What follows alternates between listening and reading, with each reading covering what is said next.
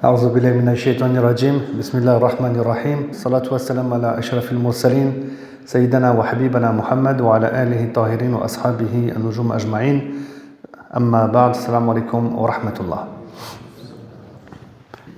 Aujourd'hui, on va parler ensemble du prophète Mohammed sallallahu alayhi wa sallam et on va parler de son exemplarité car comme vous le savez sans doute, le prophète Mohammed sallallahu alayhi wa sallam est un exemple à suivre pour le musulman, pour le croyant. Et donc, on va s'arrêter sur ce concept, suivre le prophète Mohammed sallallahu alayhi wa sallam. Pourquoi? Dans quoi? Et on va ensuite, incha'Allah, donner des exemples où on peut suivre le prophète Mohammed sallallahu alayhi wa sallam, certains qui sont connus et d'autres qui sont moins connus. On va se prendre peut-être 45 minutes, on verra, où Allah subhanahu wa ta'ala nous guide, ou vers quoi il nous guide. Quoi qu'il en soit, on est dans le mois du Ramadan, et le mois du Ramadan, c'est le mois du Coran, du Coran. Le mois du Ramadan, il n'a pas pour objectif de ne pas manger et de ne pas boire. C'est pas ça l'objectif.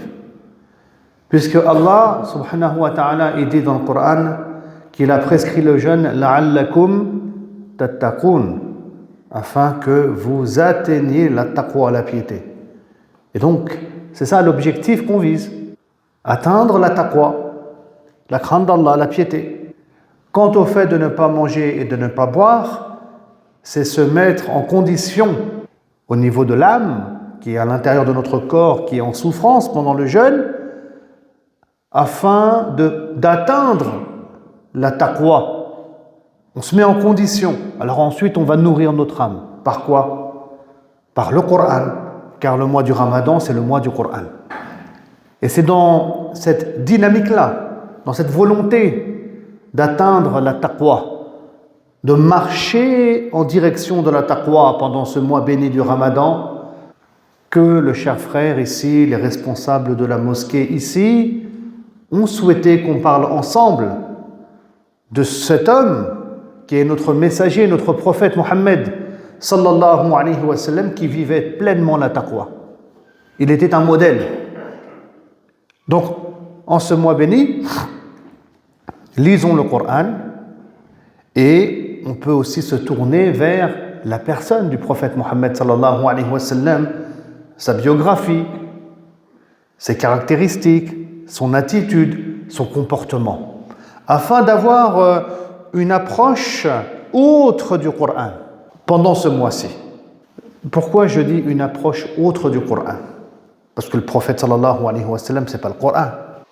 Oui et non. Non, effectivement, il n'est pas le Coran, mais quand on a demandé à Aïcha radiallahu ta'ala anha, l'épouse du prophète Mohammed sallallahu alayhi wa sallam, comment était le prophète sallallahu alayhi wa sallam, elle a dit, il est comme un Coran qui marche. C'est là le côté oui. Donc on ne verra jamais de contradiction entre ce que Allah dit et ce que le prophète Mohammed sallallahu alayhi wa sallam fait. Et c'est pour cela que le musulman se doit de suivre ce qu'on appelle en islam la sunna du prophète Mohammed sallallahu alayhi wa sallam. Le prophète sallallahu alayhi wa sallam, c'est notre modèle d'inspiration. Et c'est un exemple à suivre. C'est Allah lui-même qui le dit dans le Coran. Il dit, Allah subhanahu wa ta'ala, dans la sourate Al-Ahzab, les coalisés, la sourate 33, verset 21, vous avez dans le prophète de Dieu un si bel exemple pour celui qui espère en Allah et au jugement dernier et qui évoque souvent le nom du Seigneur. C'est la sourate Al-Ahzab, la sourate les coalisés. Donc Allah nous rappelle qu'on a un bel exemple à suivre, bien entendu, chez la personne du messager de Dieu sallallahu alayhi wa sallam. Un exemple dans quoi? Un exemple dans l'attitude qu'il a, le comportement qu'il a, un exemple dans le domaine de la générosité, même dans la manière de mourir du prophète sallallahu alayhi wa sallam, qui avant de mourir va faire des aumônes, va faire des sadaqas, il va donner des conseils à la communauté musulmane. Même dans sa manière de mourir, il y a un si bel exemple chez le prophète sallallahu alayhi wa sallam. Il y a un bel exemple dans toute chose. Et ce verset-là, Allah subhanahu wa ta'ala, il l'a révélé après une bataille qui a eu lieu en islam et qui s'appelle la bataille des coalisés, Al-Ahzab. C'est pour ça que c'est dans la sourate Al-Ahzab que vous allez trouver ce verset. Alors qu'est-ce qui s'est passé lors de la bataille des coalisés? Pour que Allah subhanahu wa ta'ala souligne qu'on a un bel exemple chez le prophète sallallahu alayhi wa sallam. Alors c'était une bataille où tous les ennemis du messager de Dieu sallallahu alayhi wa sallam s'étaient rassemblés pour massacrer les musulmans à Médine, pour les attaquer, avec pour but de tuer le prophète Mohammed sallallahu alayhi wa sallam. Et c'est lors de cette bataille que les croyants ont fait un fossé dans le nord de la ville de Médine, afin que l'ennemi ne puisse pas entrer. Et c'était une bataille qui a été très difficile. Alors il n'y a pas eu forcément de bataille, mais il fallait surveiller la tranchée, c'était éprouvant, c'était fatigant, c'était difficile, il y avait des petites attaques. Il y a eu la trahison des Bani Qurayza, une tribu qui était dans le sud de Médine. Il y a eu plein de choses difficiles. Batailles stressantes, angoissantes. Tous ces ennemis du prophète sallam sont présents. Les musulmans risquent d'être massacrés. Et donc, quelle attitude il aura le prophète sallallahu alayhi wa sallam? Eh bien, le prophète sallallahu alayhi wa sallam, il va placer sa confiance en Allah subhanahu wa ta'ala. Le prophète sallallahu alayhi wa sallam, il va patienter et on sait qu'Allah dit « Inna Allaha ma'a sabirin » Allah, il est avec les patients.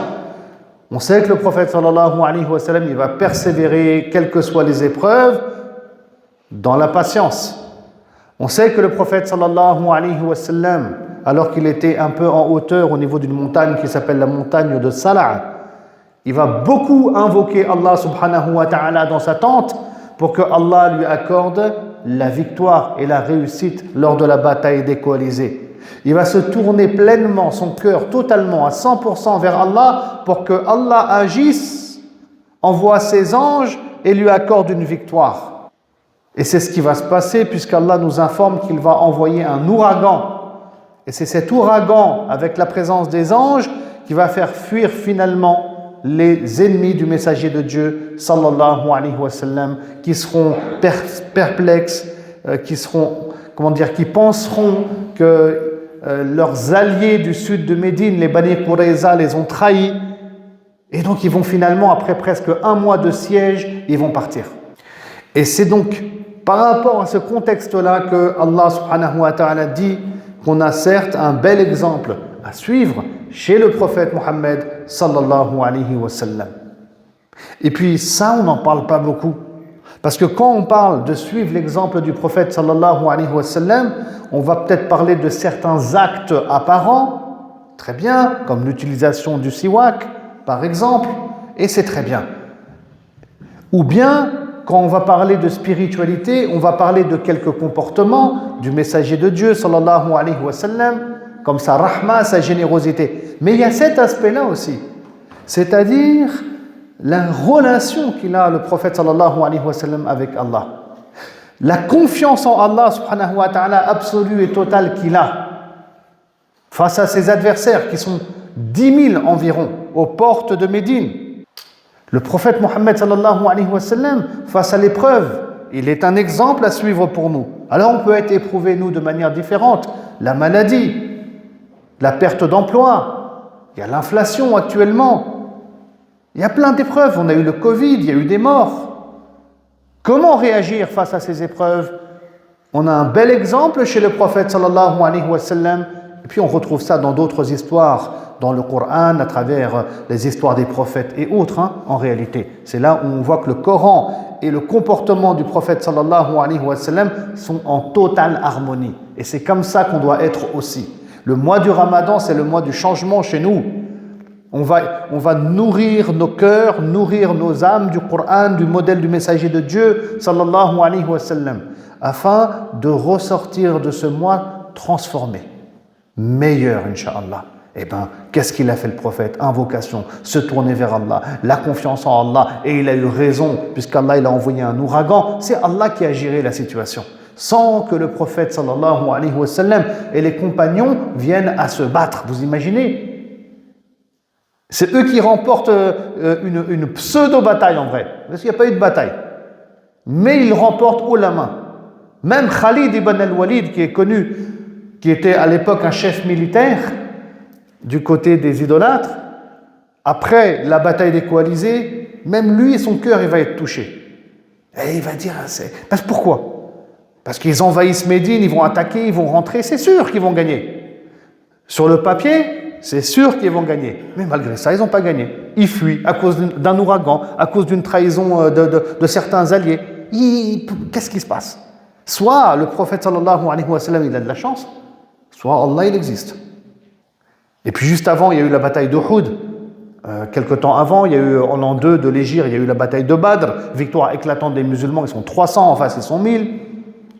C'est pour ça que Khalid ibn al-Walid, commandant en chef des armées à l'époque, idolâtre, alors lui, c'est pas un lettré, le Coran, il a du mal à l'assimiler, à le comprendre, mais par contre, ce qui se passe sur le champ de bataille, ça, il le comprend très bien.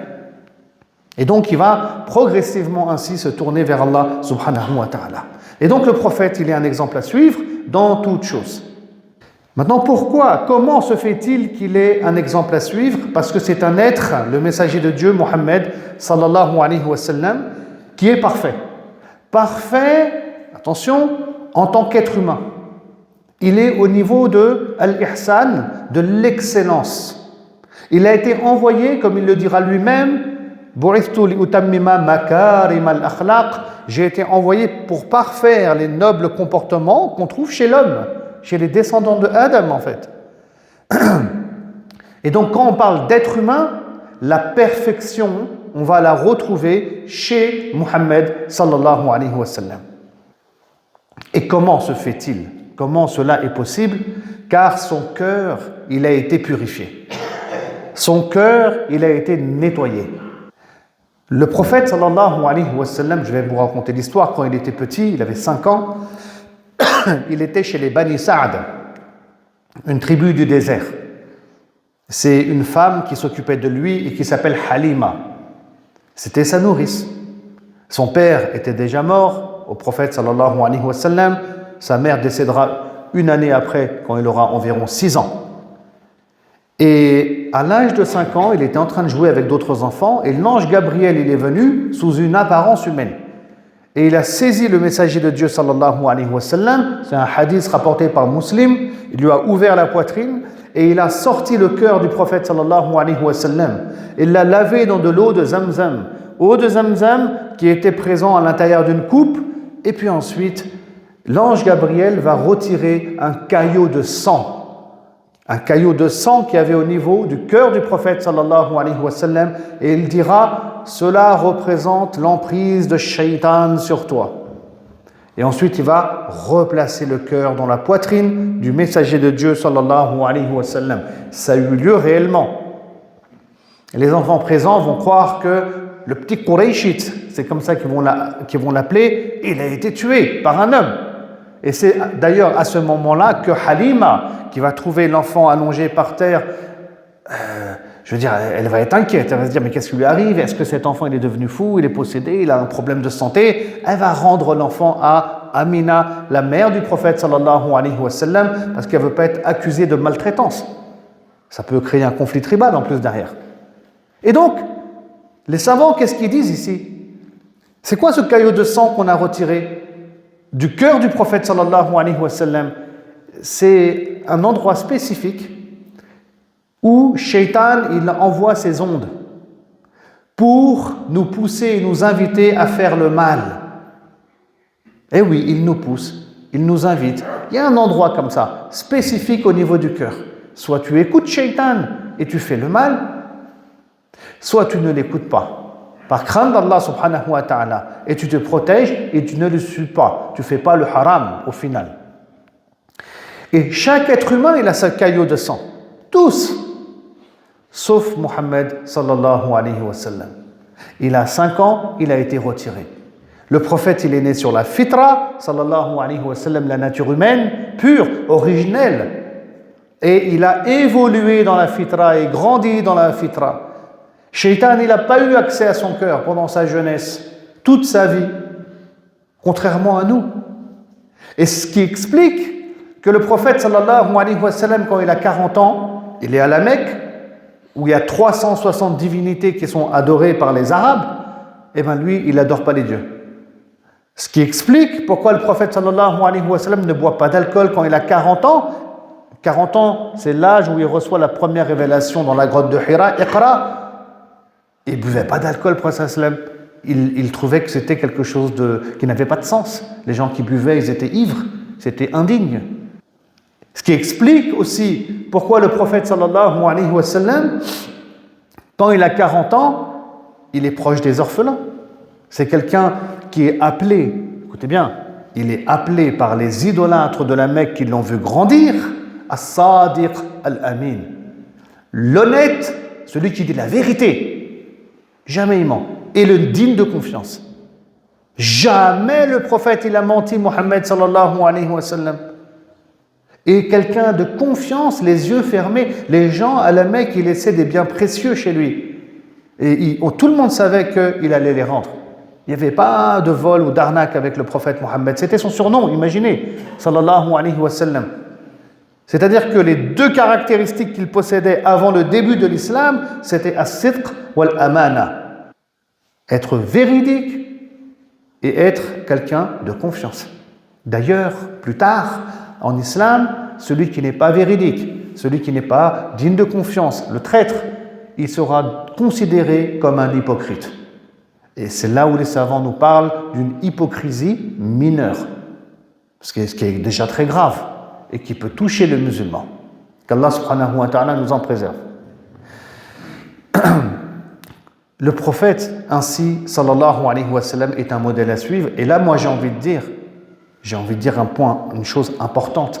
Avant même qu'Allah révèle le Coran, qu'il révèle des versets, imaginez, il a commencé par le départ, c'est-à-dire la base du bon comportement. Dire la vérité, ne pas mentir et être honnête. Et c'est pour ça que ça doit être la base du comportement chez chaque musulman. S'il n'y a pas cette base, le reste, c'est pas beau, c'est laid.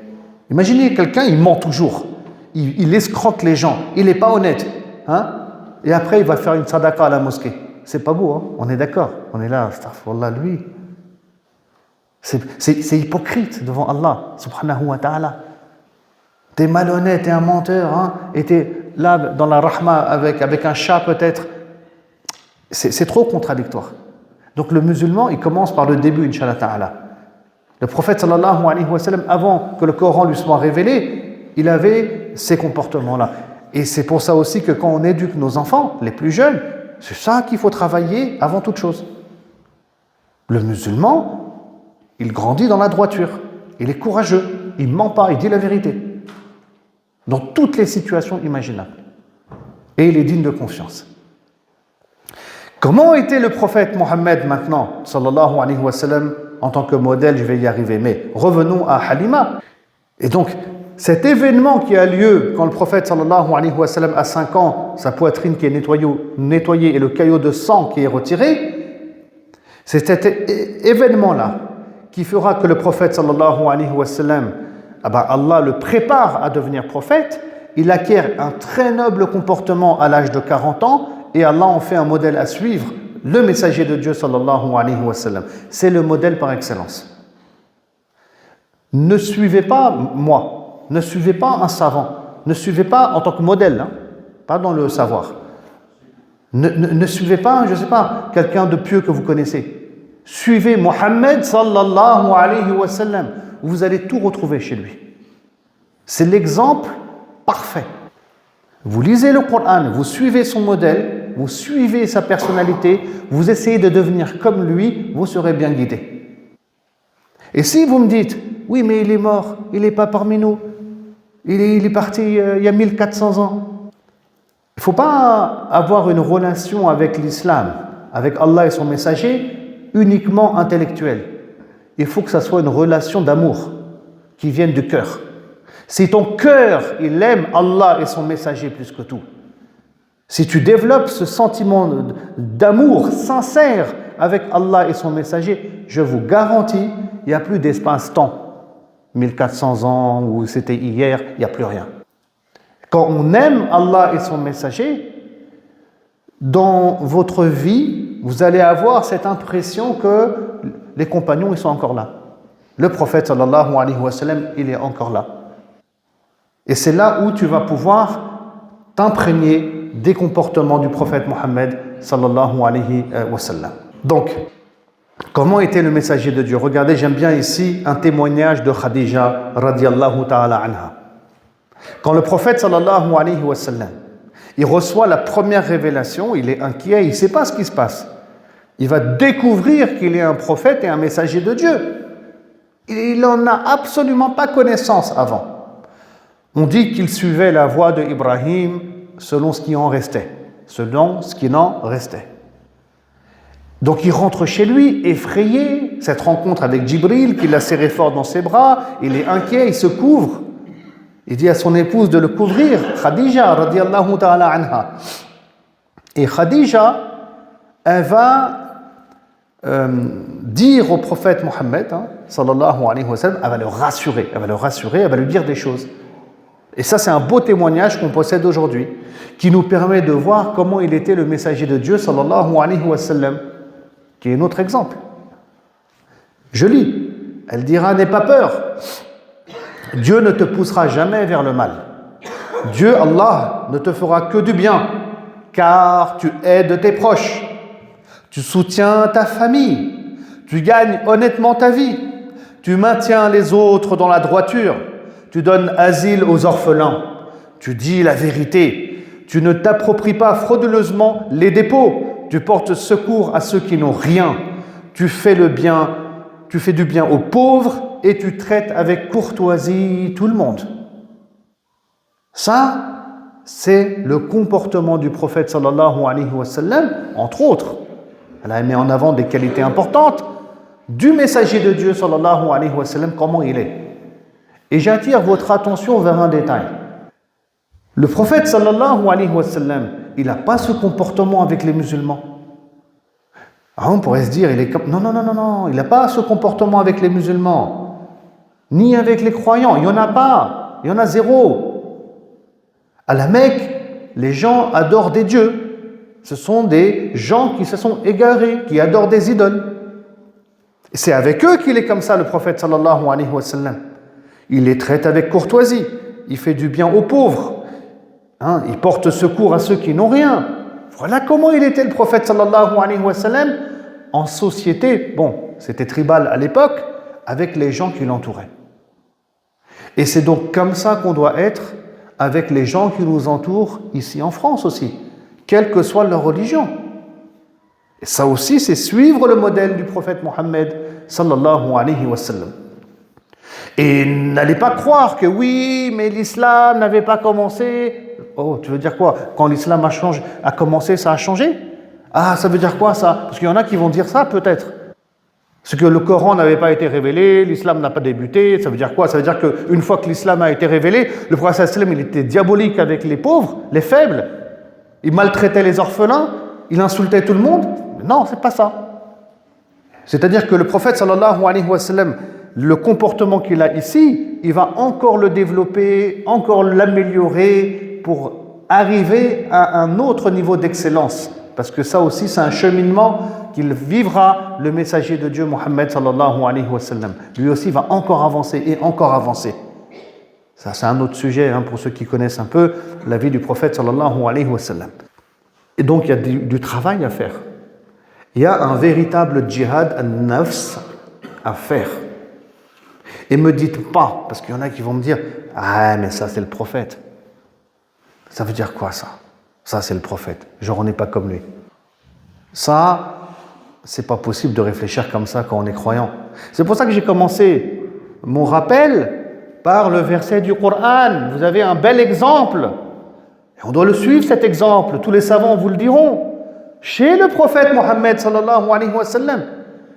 Donc, ne pars pas avec cet état d'esprit.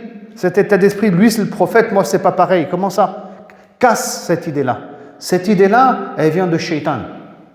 Il a réussi à la mettre dans la tête de beaucoup de musulmans. Alhamdulillah, on est vivant. Alhamdulillah, on peut changer. On prend cette idée, on la jette à la poubelle et on la remplace par ce verset du Coran révélé par notre Seigneur, Allah subhanahu wa ta'ala. Et qu'on ne se dise pas non plus, ah mais moi je suis trop vieux, c'est trop tard, je ne peux pas changer. Abu Bakr as-Siddiq, radiallahu ta'ala anhu, Omar ibn al-Khattab, il y en a plein d'autres. Il y en a même qui avaient un certain âge. Al-Abbas, l'oncle du prophète, qui est devenu musulman, sallallahu alayhi wa sallam. Mais il y en avait plein des personnes qui avaient la quarantaine, la soixantaine. Et ils n'ont pas dit, moi je suis trop vieux, je suis trop âgé, je ne pourrais pas changer. Ayez la niya de changer. Soyez sincères. Invoquez Allah, il vous aidera. Tournez-vous vers Allah. Faites un pas vers lui, il viendra vers vous en courant. Allah subhanahu wa ta'ala, comme il est mentionné dans un hadith qudsi. Donc on doit avoir la foi. Allah, il est capable de transformer nos cœurs. Allah, il est capable de faciliter les choses. Ça, c'est entre ses mains, c'est pas entre les nôtres. C'est vrai que si on réfléchit en tant qu'être humain, en fonction des sciences profanes, de tout ce qui est lié au management, à l'homme, au changement, à la psychologie, c'est vrai que non, on ne peut pas changer. Mais avec Allah subhanahu wa ta'ala, bien sûr que tu peux changer. Allah subhanahu wa ta'ala, il fait ce qu'il veut. C'est simple pour lui. Omar ibn al-Khattab, si on parle de sa conversion à l'islam, vous connaissez peut-être l'histoire, il est sorti de chez lui avec une épée à la main et il voulait tuer le prophète sallallahu alayhi wa sallam. Il est rentré chez lui, il était croyant. Regardez le chamboulement qu'il y a eu dans son cœur. Il y a toute une histoire derrière, on ne va pas la raconter ici. Mais il est sorti l'épée à la main pour tuer le prophète sallallahu alayhi wa sallam. Et il revient avec la foi totale en Allah subhanahu wa ta'ala. Et lui, il fera beaucoup d'efforts pour changer aussi.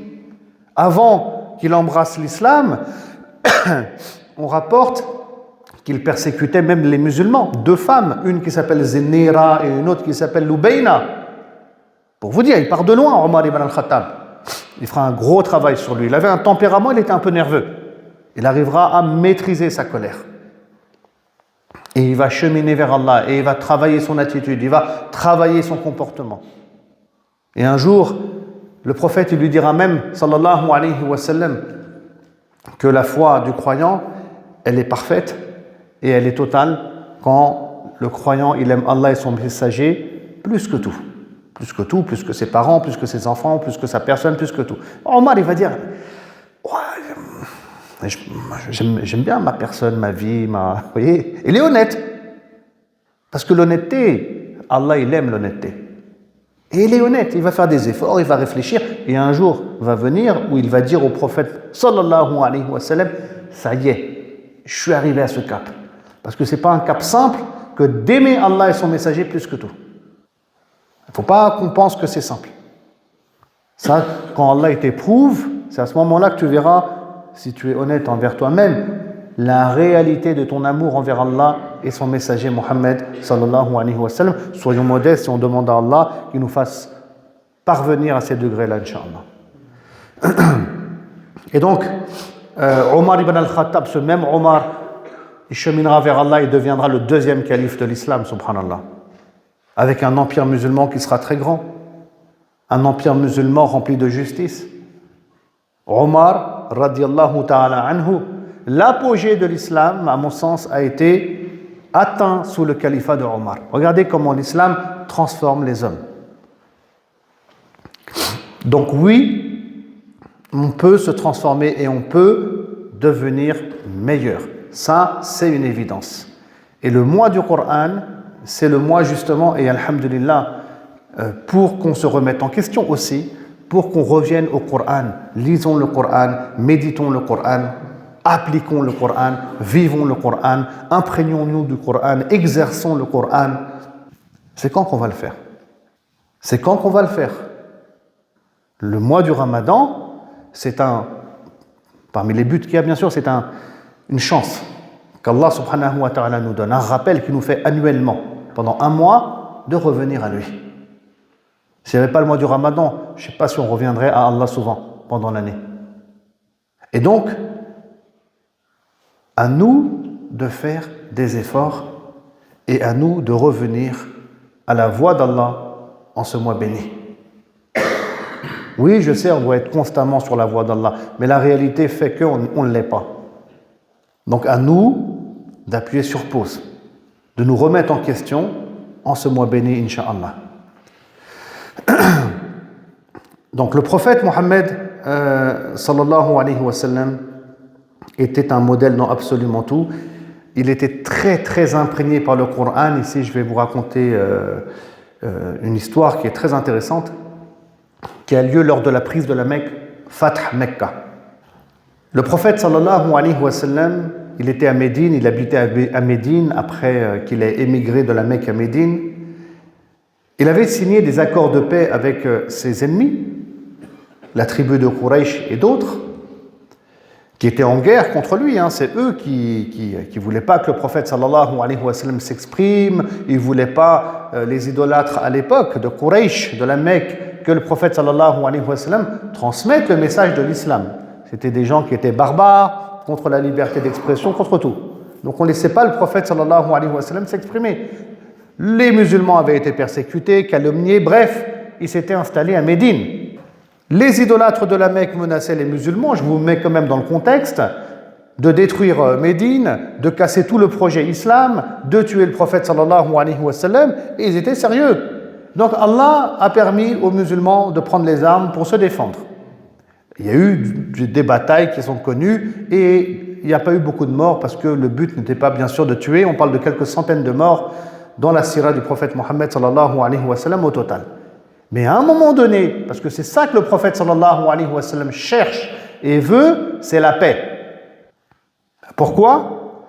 Parce que Mohammed sallallahu alayhi wa sallam est un messager. Donc son rôle est de transmettre le message d'Allah à toute l'humanité. Et tu ne peux pas transmettre un message, toucher les cœurs, c'est difficile quand il y a la guerre, quand il y a des morts. Il y a de la haine, il y aura de l'hostilité, ce n'est pas le bon contexte.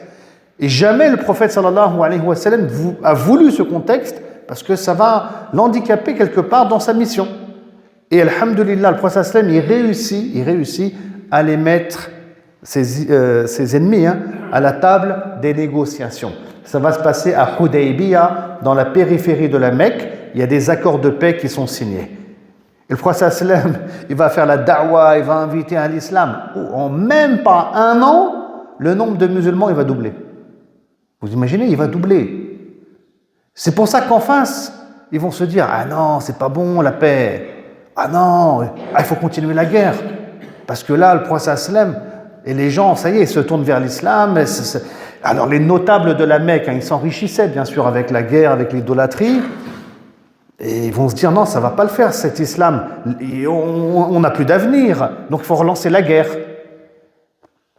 Et donc ils vont tuer des musulmans alors qu'il y avait une trêve de 10 ans qui avait été signée.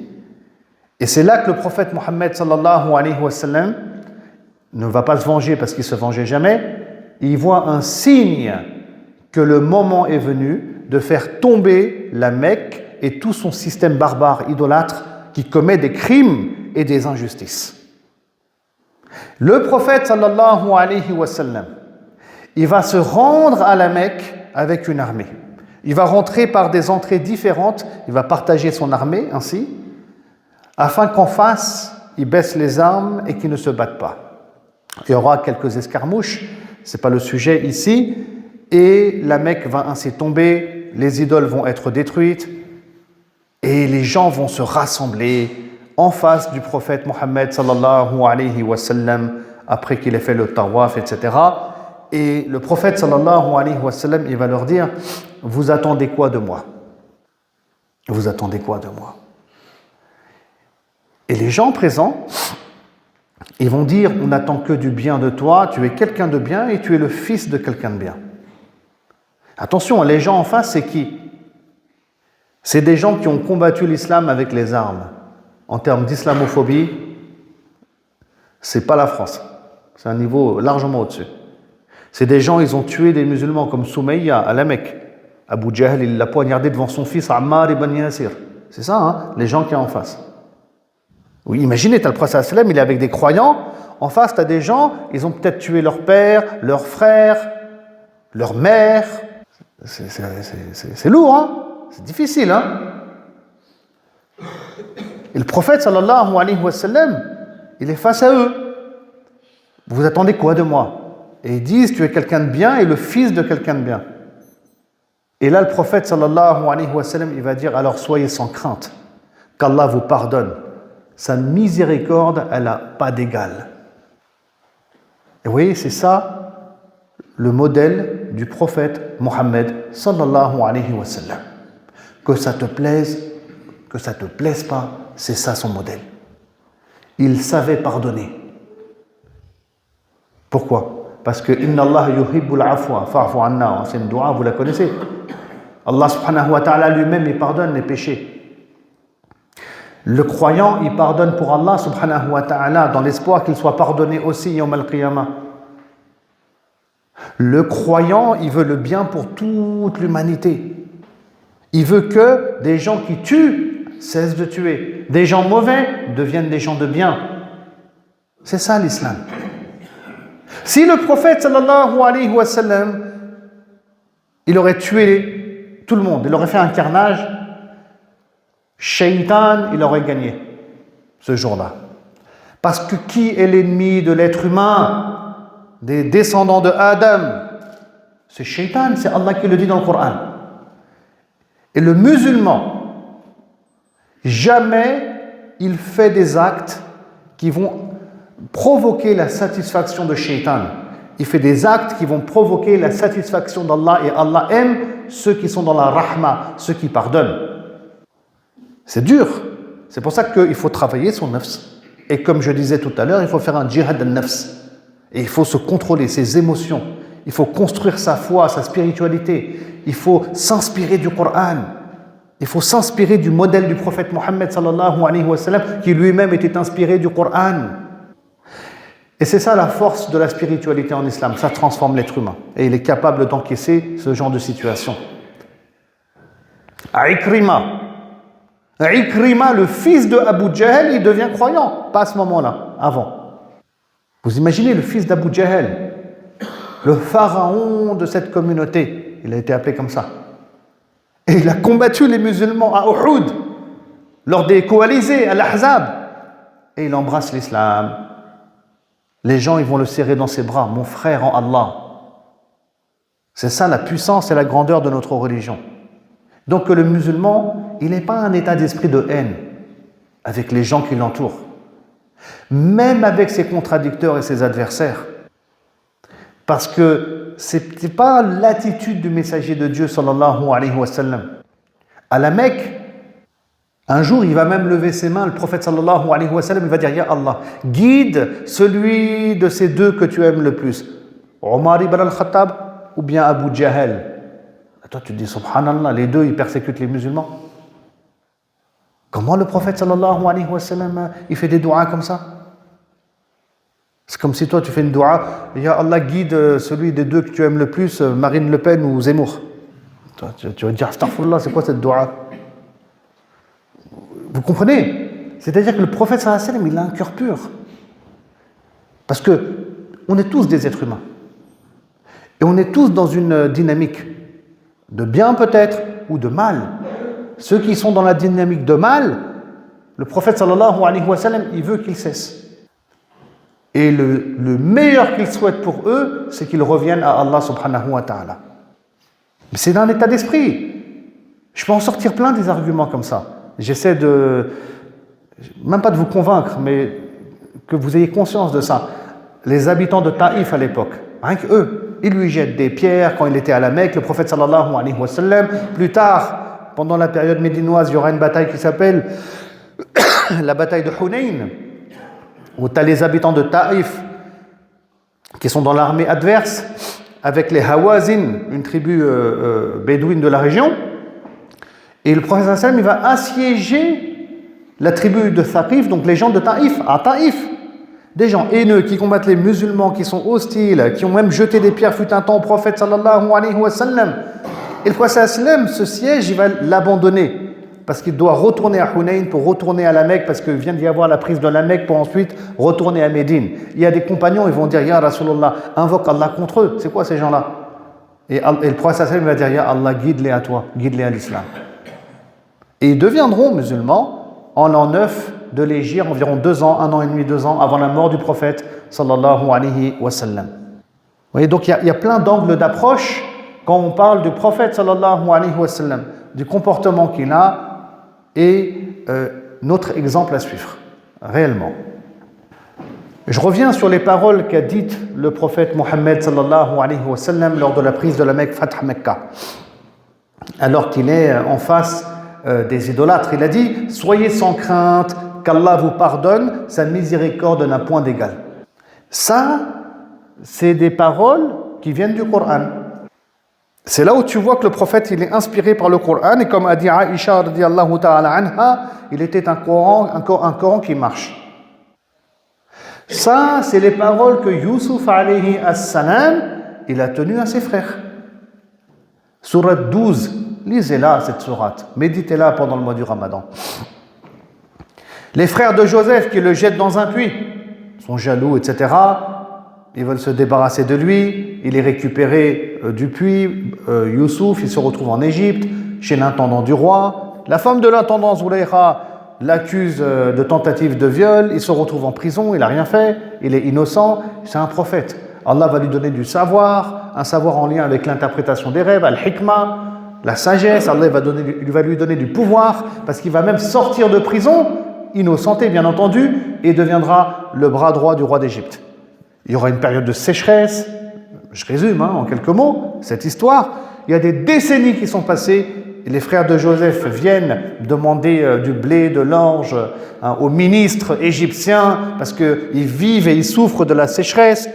Youssouf les amène progressivement vers le repentir. Et à un moment donné, il va dire, c'est moi Joseph. Et ses frères, ils se repentent. Ils s'en veulent par rapport à ce qu'ils ont fait. En tout cas, ils tendent complètement vers le repentir. Qu'est-ce qu'il fait le prophète Youssouf, alayhi as-salam, pour les pousser à devenir des gens de bien, à se tourner vers Allah? C'est ça les asbab, les causes. Il dit, soyez sans crainte, qu'Allah vous pardonne, sa miséricorde n'a point d'égal. Et ils deviendront des gens de bien, les frères de Youssouf. Et le prophète Mohammed sallallahu alayhi wa sallam, qui lui aussi est de la tribu de Quraysh en réalité, il est face quelque part à ses frères. La tribu de Quraysh, c'est tribal, c'est puissant. Des gens qui ont fait le mal, qui ont suivi Shaitan, qui ont combattu l'islam, et là, ils ont un genou à terre. Les musulmans sont là, l'armée musulmane est là, le prophète sallam, il a fait tomber ce système barbare et injuste, et il voit bien que, tout le monde le voit de toute façon à cette époque, que l'idolâtrie n'a plus d'avenir. Toutes les injustices économiques, sociales qui étaient construites sur l'idolâtrie, il n'y a rien qui a de l'avenir. De toute façon, l'idolâtrie, ça n'avait pas de sens, si ce n'est d'enrichir les plus puissants à cette époque-là. Et c'est pour ça que son peuple de Quraysh, il est devant lui, et le prophète sallam voit bien que c'est des gens, ils peuvent aller vers le repentir. Ils peuvent se tourner vers Allah subhanahu wa ta'ala. Et donc le prophète, il pardonne. Et il est dans la rahma. Et ils se tourneront vers l'islam, bien entendu. C'était ça le tempérament du messager de Dieu. La rahma, la miséricorde, pardonner à autrui, la générosité. Le prophète, il était très généreux, sallallahu alayhi wa sallam. Il n'y avait pas plus généreux que lui. Les Arabes de la péninsule arabique qui étaient idolâtres, ils se faisaient passer le mot. Vous voulez de l'argent, vous voulez des biens, il faut aller à Médine. Il y a un homme, il s'appelle Mohammed, sallallahu alayhi wa sallam. Vous lui demandez ce que vous voulez, vous le donnez. Alors les gens, ils disaient, on va tester. Ils allaient là-bas, et en plus, les bédouins idolâtres, ils étaient mal éduqués. Ils attrapaient le prophète par là, sallallahu alayhi wa sallam, ils le tiraient. Ils disaient, Mohammed, donne-nous 5 chameaux, tout de suite. Franchement, il y en a un, il me fait ça, je ne sais pas comment je réagis. Wallah, je vais être énervé, je ne vous cache pas. Après, je vais réfléchir, je ne sais pas comment je vais réagir, peut-être bien, peut-être pas bien. Allahu a'lam, Allah yahdina. Le prophète sallam, il ne tenait pas rigueur de ça. Et il disait à ses compagnons, donnez-lui ce qu'il souhaite. Le prophète sallam, il était tendre, il était gentil, il était halim, il était dans la douceur. Ça, c'est des comportements qu'on doit, Inch'Allah ta'ala, acquérir en nous. Et ces mêmes gens ensuite, face à cette générosité exceptionnelle du prophète sallallahu alayhi wa sallam, eh bien, ils posaient des questions sur l'islam. ils commençaient à s'y intéresser. Leur cœur commençait à s'attendrir, à s'ouvrir. Et ensuite, ils ont tous embrassé l'islam, massivement, en connaissant l'homme qu'il était, Mohammed sallallahu alayhi wa sallam. Et donc, ça, c'est l'arme du croyant, la générosité. Si on veut que les gens se tournent vers Allah subhanahu wa ta'ala autour de nous, alors on doit être généreux, très généreux, énormément dans la rahma. C'est des qualités qui sont positives, ça ouvre les cœurs, ça touche les cœurs. Si on veut, après chacun est libre de croire ou de ne pas croire, et chacun a cette liberté et aura des comptes à rendre devant Allah subhanahu wa ta'ala, pas devant les hommes. Et si des gens ne veulent pas se tourner vers Allah subhanahu wa ta'ala, au moins que si on souhaite voir leur cœur s'attendrir, si on souhaite qu'ils nous respectent, qu'ils nous apprécient, il va falloir qu'on soit généreux avec toute l'humanité. Il faut qu'on soit dans la rahma avec toute l'humanité. Le prophète, il a été envoyé rahma lil alamin, tout le monde le sait. Maintenant, il faut le pratiquer, ça. Parce que c'était ça la voie du messager de Dieu sallallahu alayhi wa sallam.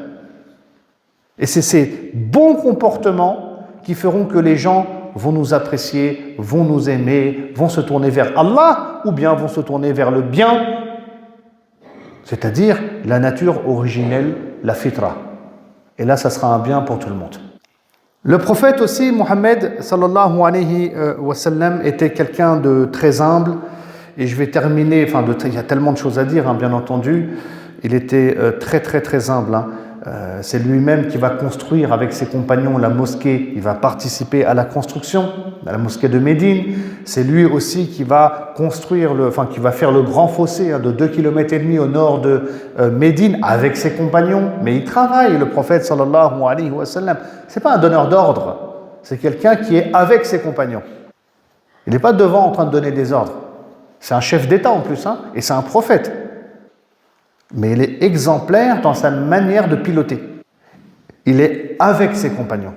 D'ailleurs même, comme il est rapporté dans les ouvrages qui traitent des caractéristiques du prophète Mohammed sallallahu alayhi wa sallam, les shama'il, on appelle ça en arabe ash-shama'il. On sait que le prophète sallallahu alayhi wa sallam n'aimait pas que les compagnons marchent derrière lui.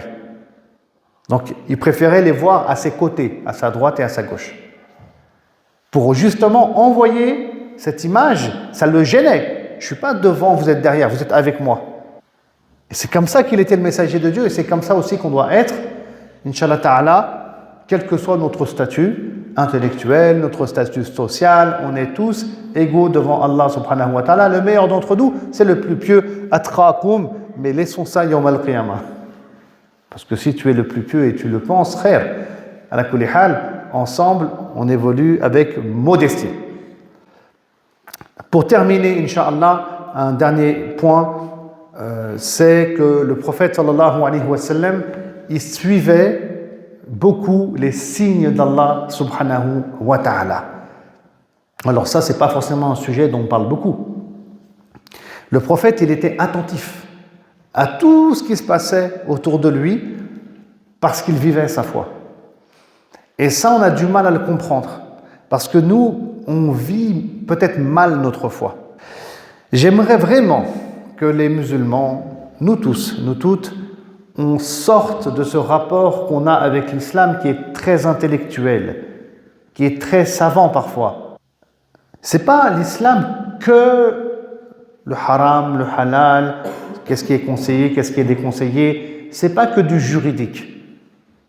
J'ai pas dit c'est pas du juridique. J'ai dit c'est pas que du juridique.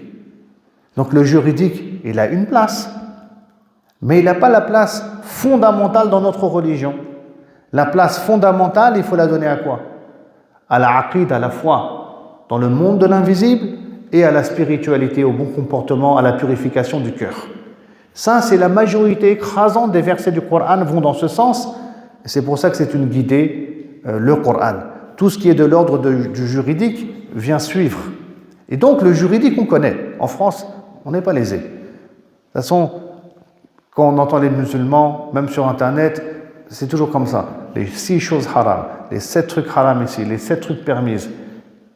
Et ça crée, si vous voulez, une génération de musulmans qui connaissent Allah mais que à travers des règles, ou qui connaissent Allah que avec le côté intellect, lecture. Mais subhanallah, le cœur, c'est quand qu'on le nourrit. Et donc il est important que le musulman, il nourrisse son cœur et son âme. Et donc ça, le prophète, il savait faire, sallallahu alayhi wa sallam. Quand je vous dis que c'est le mois du Ramadan, il faut lire le Coran, même en dehors du mois du Ramadan, il faudra continuer. Mais je ne dis pas qu'il faut lire le Coran seulement. Il faut lire le Coran, il faut le méditer, il faut s'en imprégner. J'ai dit qu'il faut se transformer, il faut qu'on change. Si tu lis le Coran, tu vas connaître Allah, subhanahu wa ta'ala. Est-ce que tu connais Allah? Tu veux le connaître? Lis le Coran, c'est sa parole, c'est lui qui parle, Allah subhanahu wa ta'ala. Et si tu connais Allah subhanahu wa ta'ala, si tu suis le modèle du prophète sallallahu alayhi wa sallam, si tu fais des efforts pour changer, si tu prends le temps de faire tout ça, ça devient ta priorité. Mais ça prendra du temps, il n'y a pas de problème, on a le temps. L'essentiel, c'est d'être dans la trajectoire. Eh bien, tu comprendras et tu verras mieux les signes d'Allah subhanahu wa ta'ala. Et là, tu seras bien guidé dans ta vie de tous les jours. Parce que le prophète sallallahu alayhi wa sallam, il fonctionnait comme ça. Ne pensez pas que Jibril alayhi salam, à chaque fois, il lui dit « il faut que tu fasses ça, pas ça ». Non, ça c'était extrêmement rare. Il avait une liberté, le prophète sallallahu alayhi wa sallam. Pourquoi? Parce qu'il est un exemple à suivre pour nous. Sinon, ça aurait été trop facile. C'est-à-dire que nous aussi, on doit observer les signes d'Allah comme le faisait le prophète sallallahu alayhi wa sallam, afin qu'on soit bien guidé. Je vais juste te donner un exemple. Le prophète sallallahu alayhi wa sallam, et là on est en l'an 11 de la révélation, 2 ans avant l'hégire à Médine.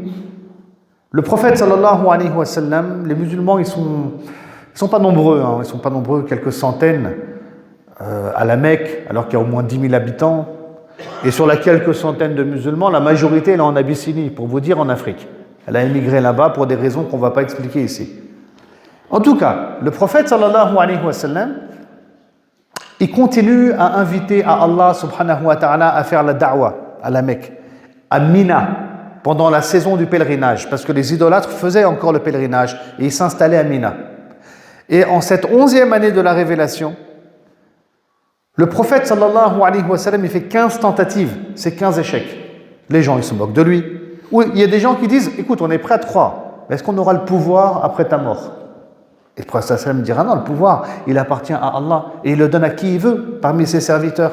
Et donc, ça, il va être refoulé par tout le monde. Mais le prophète sallallahu alayhi wa sallam, il continue, il fait les asbab, il fait les causes, il transmet le message d'Allah selon les moyens du bord. Il ne peut pas faire mieux. Et il le fait, le prophète sallallahu alayhi wa sallam. Et en cette 15e année, la 16e tentative sera bonne parce qu'on a 6 personnes qui vont embrasser l'islam. Ils venaient d'une ville, c'est Yathrib, la ville de Yathrib qui est la ville de Médine.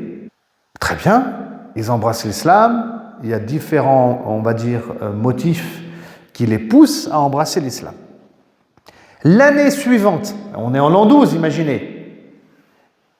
C'est pas 6 Médinois, mais ils sont au moins 10 à venir cette fois-ci. Parce qu'il y en a d'autres qui se sont convertis à l'islam pendant l'année. Et là, on est toujours à la Mecque, à Mina, en l'an 12.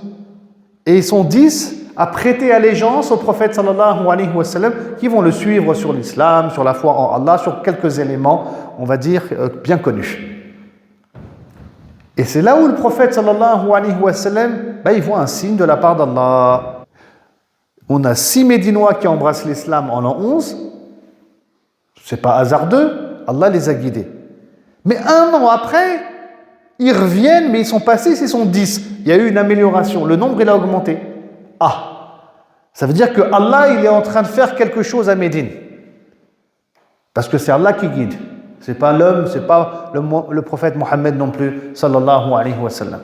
Et ça, c'est des signes, pour lui importants. Et donc, il va envoyer un de ses compagnons qui s'appelle Mus'ab ibn Umayr à Médine pendant 1 an pour qu'il l'invite à l'islam. Juste en lisant des versets du Coran, et il risque de se faire tuer. Franchement, il a au moins 3-4 chances sur 5 de se faire tuer.